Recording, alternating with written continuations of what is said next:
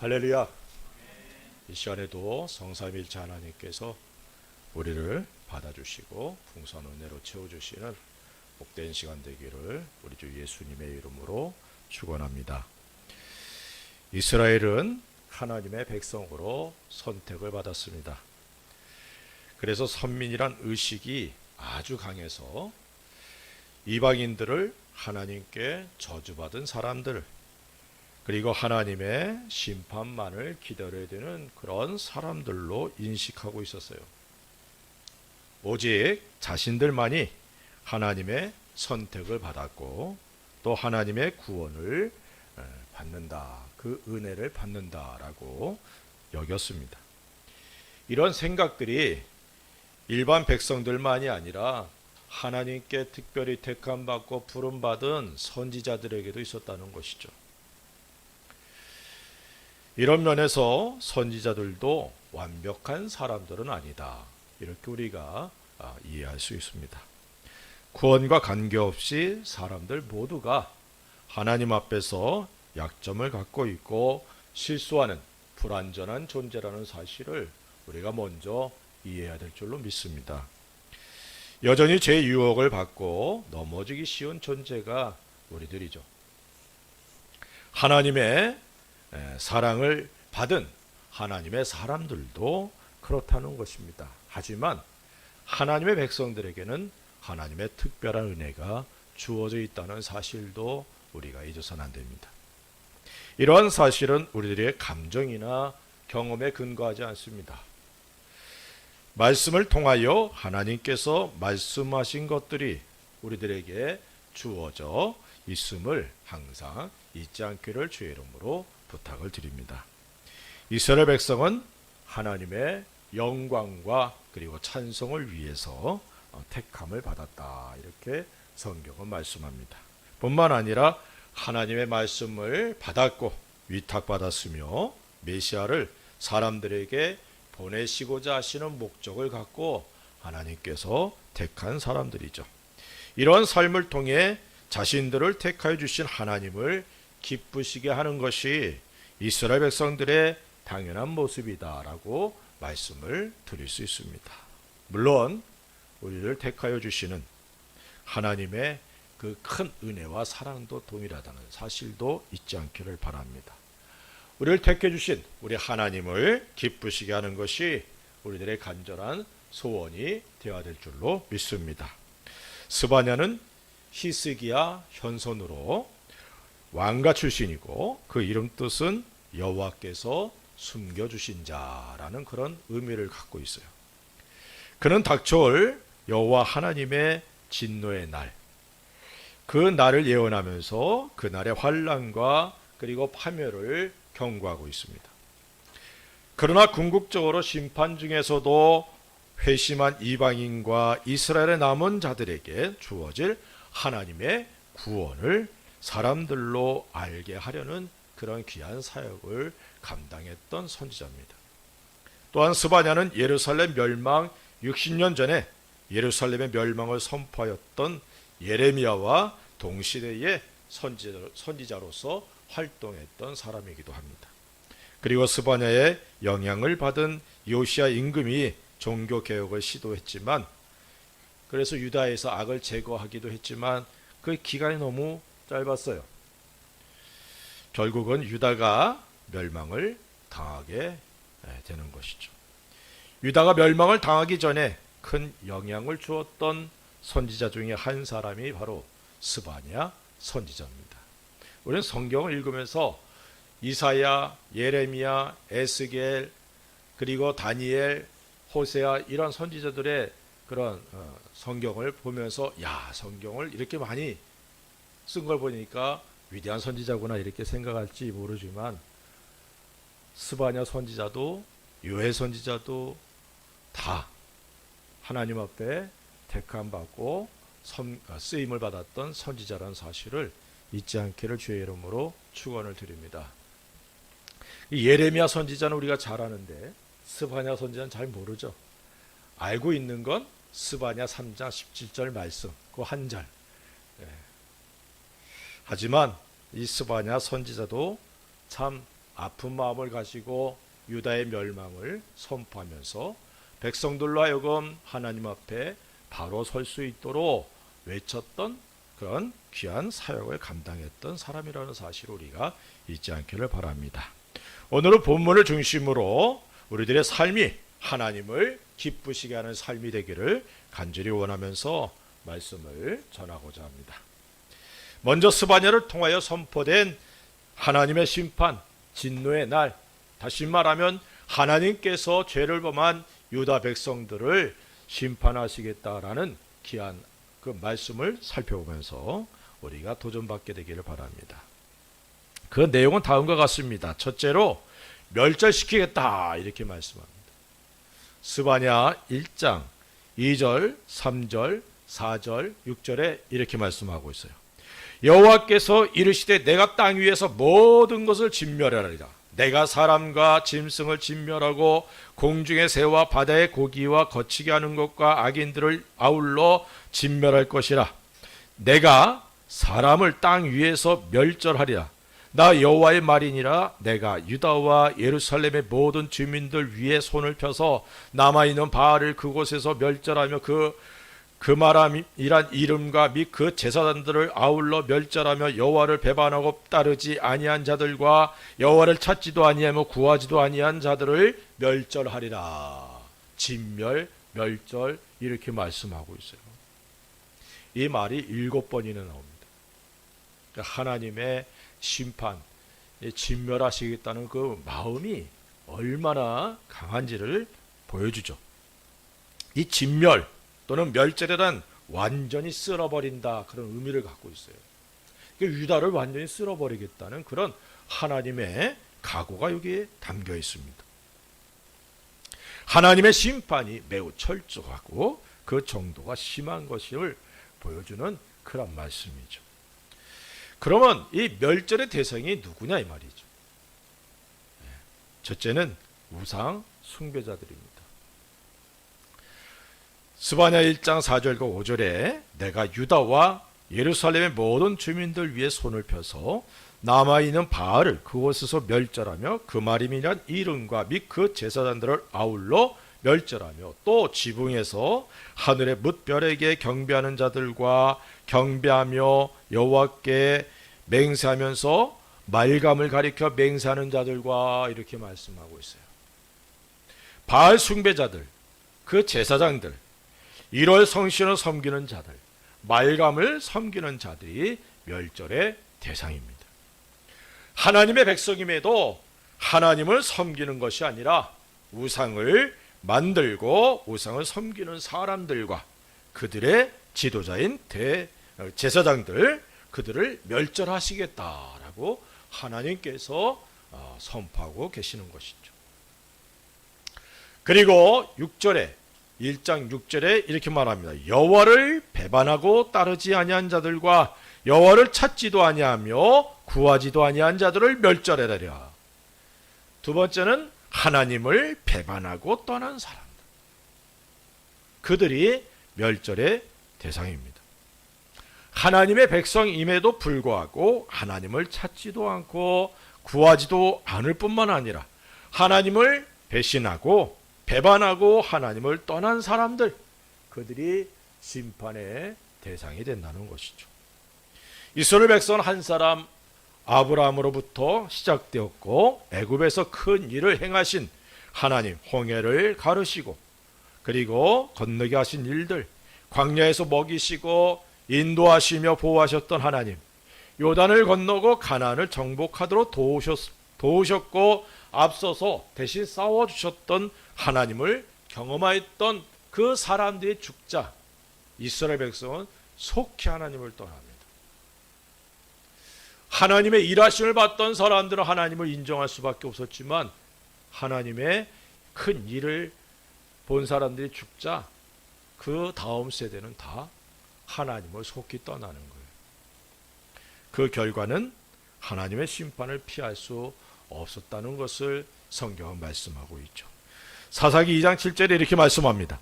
백성이 여호수아가 사는 날 동안과 여호수아 뒤에 생존한 장로들 곧 여호와께서 이스라엘을 위하여 행하신 모든 큰 일을 본 자들이 사는 날 동안에 여호와를 섬겼더라. 이 말씀처럼 백성들은 하나님께서 행하신 일들을 쉽게 잊어버렸고 하나님을 떠나 하나님의 진노를 받게 되고 이방인들의 지배를 받게 되었습니다. 이상하게도 이방인들은 자신들의 섬기는 신, 그 우상들을 끝까지 섬겨요. 근데 이상하게 이스라엘 백성들은 하나님의 전능하심을 봤음에도 불구하고 다른 우상을 섬기는 걸 주저하지 않았다는 겁니다. 물론 그 배경에는 악한 사단의 유혹이 있었다는 사실도 우리가 잊어서는 안 되죠. 하지만 하나님의 백성으로서 하나님의 크신 은혜를 받았음에도 쉽게 하나님을 배반하고 떠나는 그런 모습들이 결단코 우리들에게 있어서는 안 된다는 사실을 깨닫게 되기를 주의 이름으로 부탁을 드립니다. 성경 우상 숭배자들에게 하나님의 진노하심과 멸절하심, 진멸하심이 있다는 사실을 말씀하고 있습니다. 신명기 28장 15절에 내가 만일 내 하나님 여호와의 말씀을 순종하지 아니하여 내가 오늘 내게 명령하는 그의 모든 명령과 규례를 지켜 행하지 아니하면 이 모든 저주가 내게 임하며 내게 이를 것이라. 그리고 신명기 28장 24절에 이렇게 말합니다. 여호와께서 비 대신에 티끌과 모래를 내 땅에 내리시리니 그것들이 하늘에서 내 위에 내려 마침내 너를 멸하리라. 하나님을 떠난 백성들을 향한 하나님의 진노, 멸하시겠다라는 말씀들은 이스라엘 백성들을 향한 하나님의 또 다른 사랑의 모습이기도 합니다. 신명기 6장 14절 15절에 이렇게 말씀하고 있어요. 너희는 다른 신들 곧 내 사면에 있는 백성의 신들을 따르지 말라. 너희 중에 계신 너희 하나님 여호와는 질투하시는 하나님이신즉 너희의 하나님 여호와께서 내게 진노하사 너를 지면에서 멸절시키실까 두려워하노라. 우리 하나님을 질투하시는 하나님이시다. 이렇게 말씀하고 있어요. 이스라엘 향한 하나님의 사랑을 거부하고 우상을 섬기는 백성들을 향한 하나님의 마음이 뜨거운 것을 보여줍니다. 질투는 불이죠. 사랑의 또 다른 불입니다. 물론 심판은 이스라엘 백성들의 죄로 인한 결과입니다. 하지만 심판 가운데도 하나님의 인자하심과 사랑이 담겨 있다는 사실을 잊지 않기를 주의 이름으로 부탁을 드립니다. 질투하시는 하나님이란 표현에서 하나님은 택한 우리들을 얼마나 사랑하시는지 잘 알 수 있어요. 하나님 한눈 팔지 않습니다. 사랑하는 우리들에게 집중하고 계신다는 사실을 잊지 않기를 바랍니다. 하나님의 사랑을 배신한 사람들의 행위에 대한 결과는 심판입니다. 하나님을 변함없이 사랑하는 우리가 될 수 있기를 주의 이름으로 부탁을 드립니다. 그리고 스바냐 1장 8절은 이렇게 말씀합니다. 여호와의 희생의 날에 내가 방백들과 왕자들과 이방인의 옷을 입은 자들을 벌할 것이며 이렇게 말하고 있습니다. 타락한 지도자들이 심판의 대상입니다. 방백들이란 히스기야 임금이 개혁을 주도할 때 대적했던 무리들이고 또한 요시야 임금이 종교 개혁을 시도할 때에도 대적하였던 무리들로서 자기에게 주어진 기득권을 잃지 않기 위해 하나님께서 기뻐하는 일을 대적했던 사람들입니다. 왕자들은 요시야 왕의 친족들로서 백성들의 지도자들이었지만 이들도 하나님의 뜻에 어긋난 일들을 행하였고 대적하는 방백들과 동일한 죄를 범하고 말았습니다. 이들의 죄는 이방의 옷을 입었다라고 표현하고 있어요. 하나님께서 이스라엘 백성들에게 의복의 규례를 주셨습니다. 그러나 이들이 이방의 의복을 입었다는 것은 하나님의 명령과 하나님의 규례를 소홀히 여겼고, 그리고 이방 풍습에 젖어 있었으며 우상들을 섬기는 자들이었다는 사실을 여기서 알 수 있습니다. 지도자들의 타락은 백성들로 더욱 하나님을 떠나 죄를 범하도록 했다는 사실을 잊지 않기를 바랍니다. 이런 사람들이 하나님에 의해 멸절당한다는 사실을 성경은 말씀하고 있어요. 스바냐 1장 12절엔 또 이렇게 말씀합니다. 그때에 내가 예루살렘에서 찌꺼기같이 가라앉아서 마음속에 스스로 이르기를 여호와께서는 복도 내리지 아니하시며 화도 내리지 아니하시리라 하는 자를 등불로 두루 찾아 벌하리니 라고 말씀하고 있습니다. 여호와 하나님을 멸시하는 사람들의 심판의 대상이라는 거죠. 이들 하나님께서 역사를 주관하신다는 사실을 인정하지 않고 무시하는 사람들이고, 이들로 인해서 백성들이 좋지 않은 영향을 받은 겁니다. 그렇기에 하나님은 이런 자들을 벌하시겠다, 등불로 두루 찾아서 벌하겠다, 이렇게 말씀하고 있어요. 숨지 못한다는 거죠.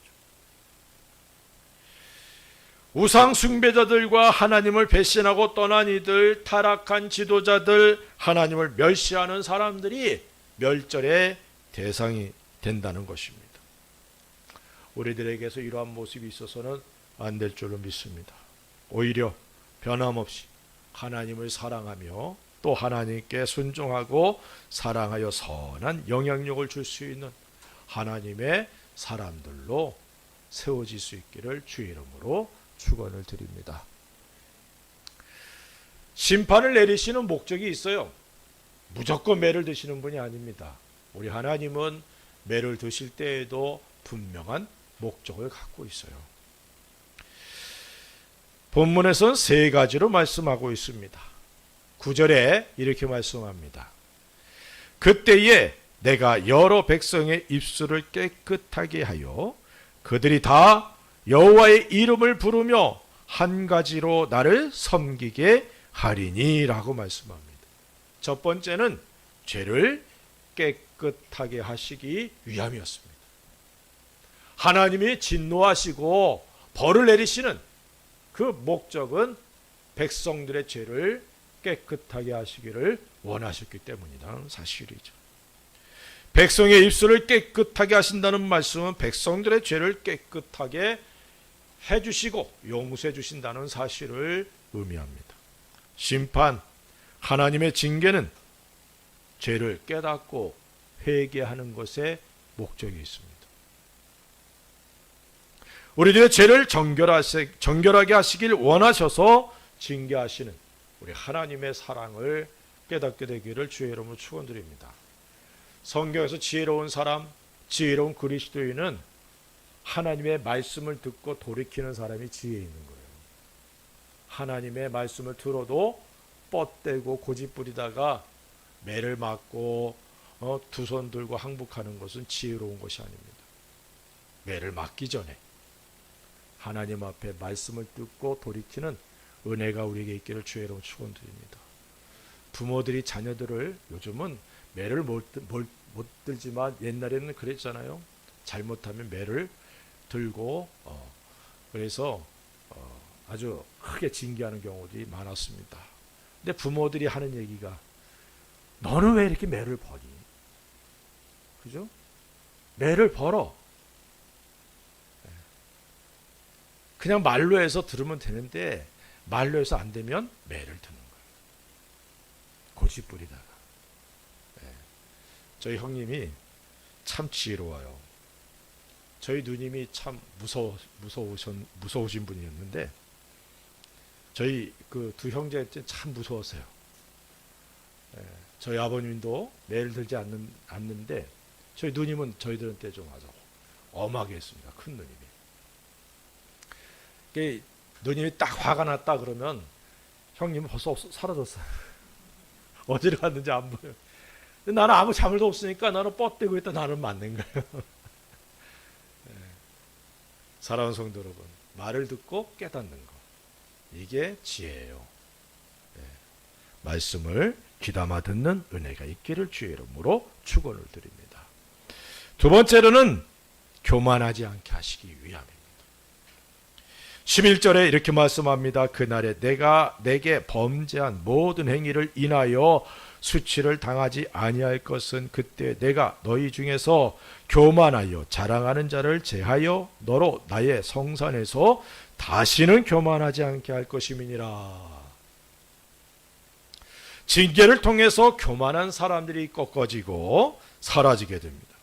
교만을 꺾으시기 위해서 하나님께서 사용하시는 것이 징계의 매라는 것이죠.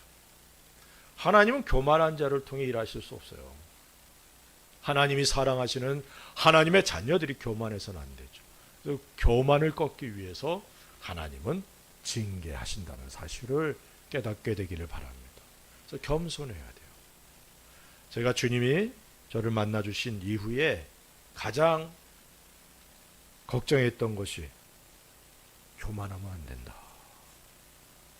교만기가 좀 있었거든요.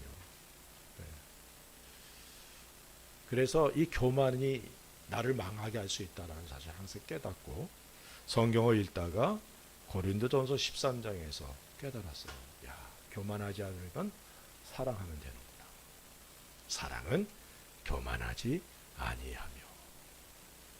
사랑하는 성도 여러분, 교만하지 않기를 주의 이름으로 축원드립니다.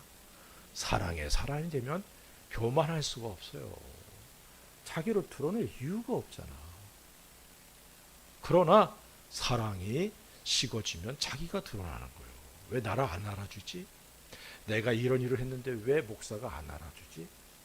그래서 교만해서 넘어지는 사람들이 얼마나 많은지 몰라요.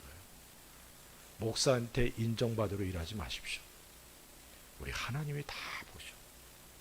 우리 주님이 보시면 되는 거 아니에요? 목사가 입을 열어서 칭찬하고 막 높여주면 그거 다 까먹는 거예요.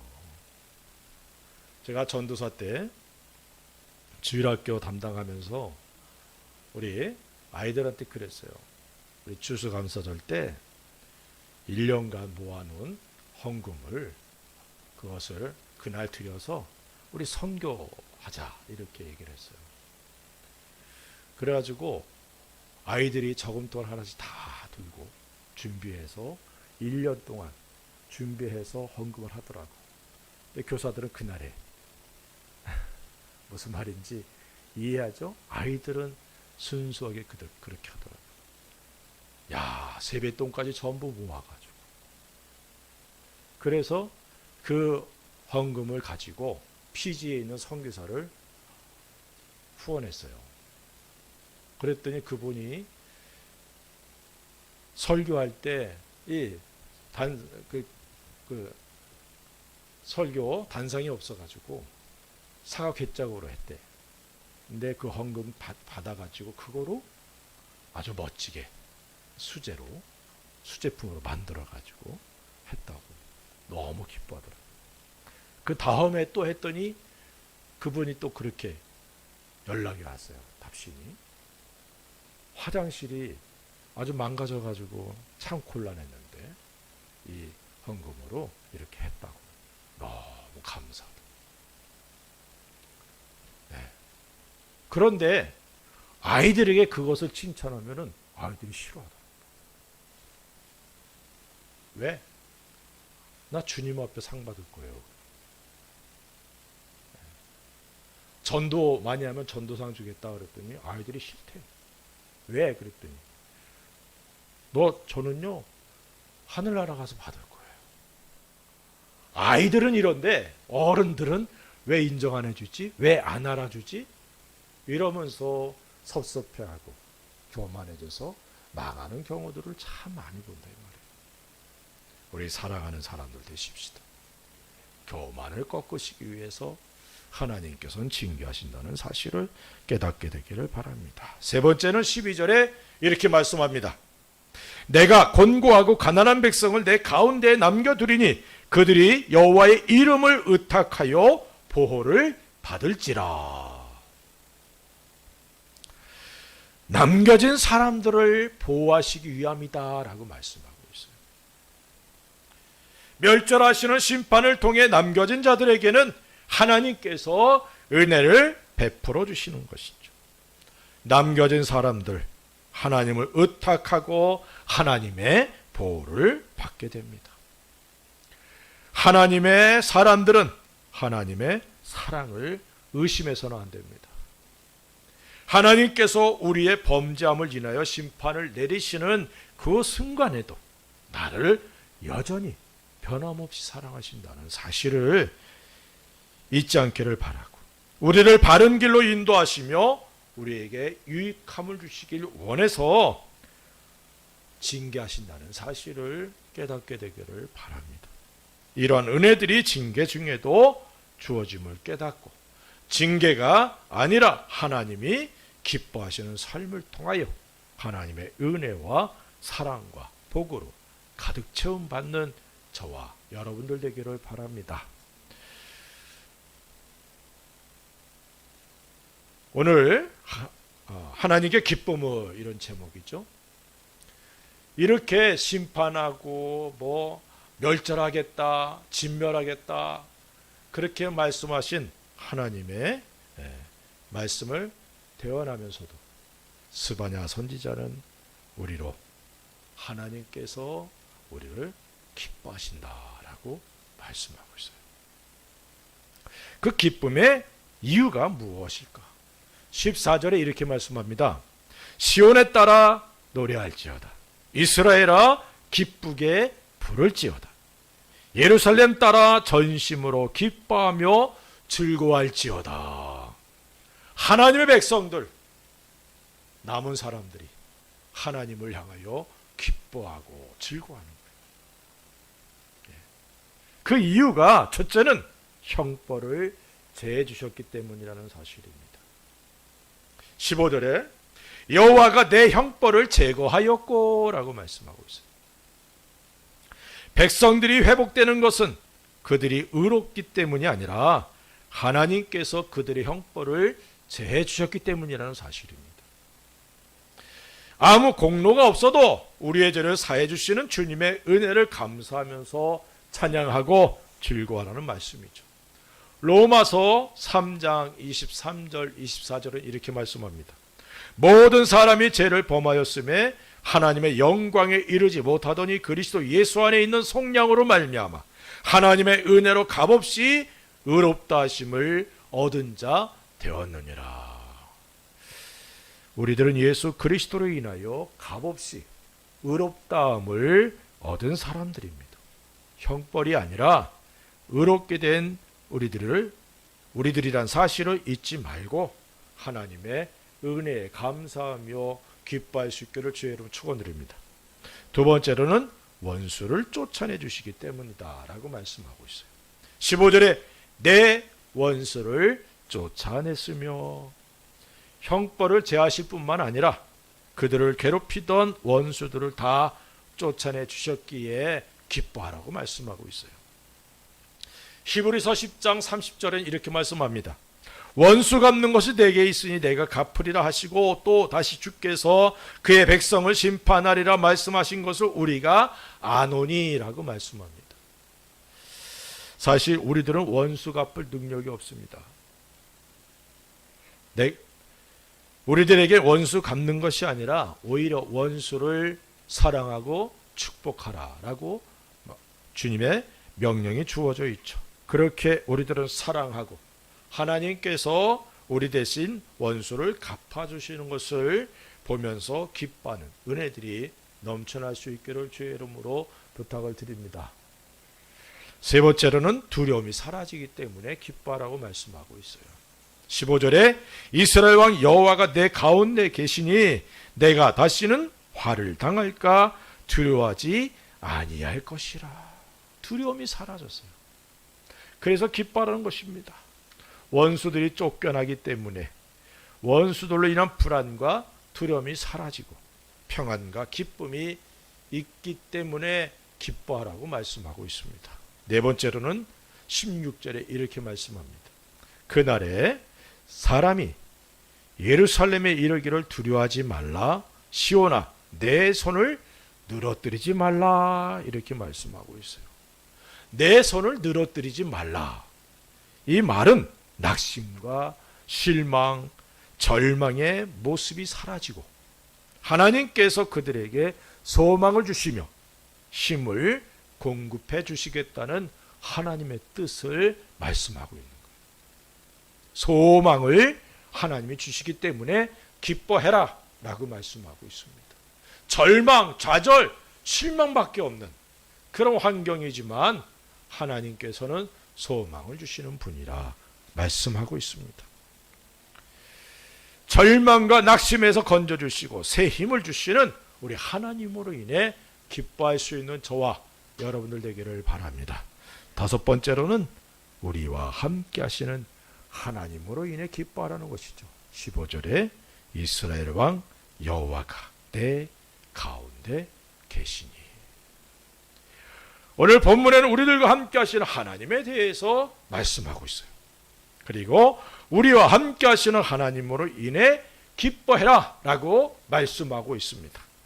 우리와 함께 하시는 하나님은 어떤 하나님이십니까? 첫째는 우리의 왕이시다 라고 말씀하고 있어요. 15절에 이스라엘 왕 여호와가, 하나님께서 우리의 왕이십니다. 왕이신 하나님께서 우리를 보호하시고 인도하시고 또 필요한 것들을 공급해 주심을 믿으시기 바랍니다.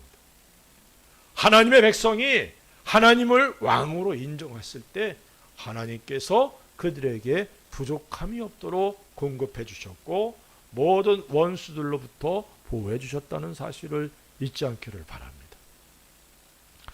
그리고 두 번째로는 구원을 베푸실 전능자시라는 사실이죠. 17절에 너희 하나님 여호와가 너희 가운데 계시니 그는 구원을 베푸실 전능자시라. 전능자란 승리하시는 전사, 너를 보호하시는 전사와 같은 그런 의미를 갖고 있어요. 승리한 전사, 전능한 구원자, 그런 의미가 바로 여기 전능자 이렇게 표현하고 있다는 것입니다.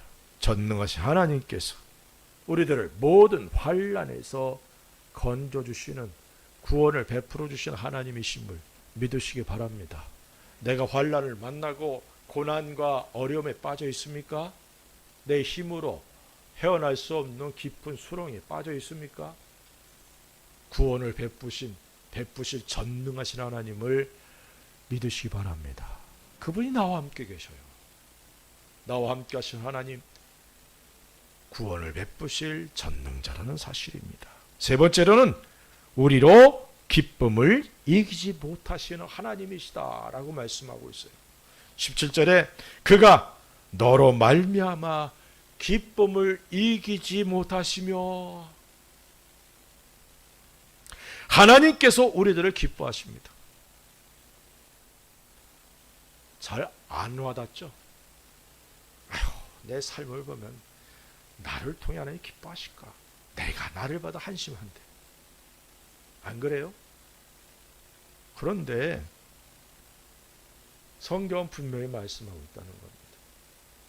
우리가 하나님의 기쁨이라는 사실을. 아멘. 내 생각과 너무 달라요. 내 기준과 너무 달라.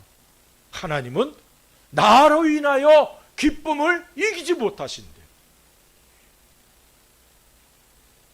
이런 기쁨을 드리는 존재가 바로 우리입니다. 구원받은 나. 이전에는 죄 가운데 살았지만 구원받은 이후에는 하나님의 영광을 위해 몸부림치는 나의 모습을 보면서 하나님 기뻐하시는 거예요. 물론 죄를 범하면 그에 대한 징계가 있지만 우리의 삶은 하나님 기뻐하시는 삶을 살기 원하잖아요. 주님의 사랑을 온전히 깨달은 사람이라면 우리들의 삶이 하나님이 기뻐하시는 기쁨의 삶이 될 수 있는 그런 삶이 되고자 우리 자신을 철저히 말씀에 복종시키고 죄와 싸우며 주님이 기뻐하시는 길로 가는 저와 여러분들이 되어야 될 줄로 믿습니다. 주님이 나로 인하여 기쁨을 이기지 못하시는 그 모습을 상상해 보시면서 주님께 기쁨 드리는 온전한 삶을 살아갈 수 있기 바랍니다. 17절에 계속 이렇게 말합니다. 너를 잠잠히 사랑하시며 너로 말미암아 즐거이 부르며 기뻐하시리라 하리라. 나와 함께 하신 하나님, 우리를 너무너무 사랑하시는 하나님이시라는 거예요. 너를 잠잠히 사랑하시며, 우리를 향한 하나님의 사랑은 변함이 없습니다. 우리들이 느끼지 못하는 그 순간에도 하나님의 사랑은 우리들에게 계속 부어지고 있다는 거예요. 우리가 호흡하면서 산소를 들여 마시는 것처럼 무의식 중에 하나님의 사랑은 우리에게 그렇게 부어지고 있다는 사실을 잊지 않기를 주의 이름으로 축원을 드립니다. 지금 이 순간에도 하나님은 나를 사랑하신다는 사실을 잊지 마십시다. 그 사랑으로 인하여 우리들이 숨쉬며 하나님을 찬양하며 경배하고 예배드릴 수 있는 것이죠. 잠잠히 우리를 사랑하시는 하나님의 사랑으로 충만하게 되는 그런 귀한 은혜가 넘치기를 주님의 이름으로 축원을 드립니다. 하나님께서는 우리의 죄로 인하여 심판하시지만 그 목적은 우리 가운데 있는 죄를 제거하시고 우리들의 교만을 꺾으시고 은혜를 베푸시기를 원하시기 때문입니다. 심판의 메시지를 들었을 때 속히 회개한다면 우리에게 징계나 심판은 없게 되죠. 우리 가운데 거하는 모든 죄의 요소들을 속히 제거하고 해결받는 은혜들이 우리에게 있기를 주의 이름으로 축원을 드립니다. 이스라엘 백성들은 얼마나 마음이 아주 못됐는지 말이죠. 굳어버렸는지 이런 선지자들의 선포를 귀담아 듣지 않고 그리고 몸소 경험한 다음에 회개해요. 우리는 그런 우를 범하지 않기를 주의 이름으로 축원드립니다. 우리를 사랑하사 우리 가운데 거하는 죄를 사하시며 그것으로 인하여 즐거워하시되 기쁨을 이기지 못하시는 우리 하나님의 선하심과 긍휼하심을 깨닫고 늘 감사하며 기쁨을 드리는 저와 여러분들이 되십시다. 우리를 정결케 하시고 우리를 회복하신 후에 우리에게 주시는 귀한 은혜들이 오늘 말씀에 또 있어요. 19절 20절에 이렇게 말씀합니다. 그때에 내가 너를 괴롭게 하는 자를 다 보라. 저는 자를 구원하며 쫓겨난 자를 모으며 온 세상에서 수욕받는 자에게 칭찬과 명성을 얻게 하리라. 내가 그때 너희를 이끌고 그때 너희를 모을지라. 내가 너희 목전에서 너희의 사로잡힘을 돌이킬 때에 너희에게 천하 만민 가운데서 명성과 칭찬을 얻게 하리라. 여호와의 말이니라. 아주 하나님이 낮추셨다가 회복시킬 때에는 천하 만민에게 명성과 칭찬을 얻게 하신다는 엄청난 약속이 이스라엘 백성들에게 주어져 있습니다. 이 약속이 동일하게 우리에게도 주어져 있음을 믿으시기 바랍니다. 그동안 주님의 몸대 교회를 이루느라 고생도 많았고 아픔도 많았죠. 하지만 이제부터 주님께서 우리들을 회복시킬 것을 굳게 믿고 주님을 기쁘시게 해드리는 성도의 아름다운 삶이 되기를 바랍니다. 그래서 하나님의 약속대로 우리가 천하 만민에게 명성과 칭찬을 얻게 되는 귀한 하나님의 은혜와 복으로 채움받고 영광과 찬양을 우리 하나님께 돌릴 수 있는 성도들 되시기를 우리 주 예수 그리스도의 이름으로 간절히 축원을 드립니다. 기도하십시다. 우리 같이 한번 기도합시다. 우리들이 이스라엘 백성들, 유다 백성들처럼 하나님 앞에 그런 죄를 범하지는 않습니다. 그러나 나를 사랑하신 그 하나님의 사랑을 자주 잊어버려요. 그리고 쉽게 넘어지는 그런 모습들이 우리에게 있습니다. 주여 이 시간 내게 강호 담대함을 주시고 주의 말씀 안에서 깨닫고 주님이 기뻐하시는 길로 감으로 주님이 나로 인해 기쁨을 이기지 못하게 되는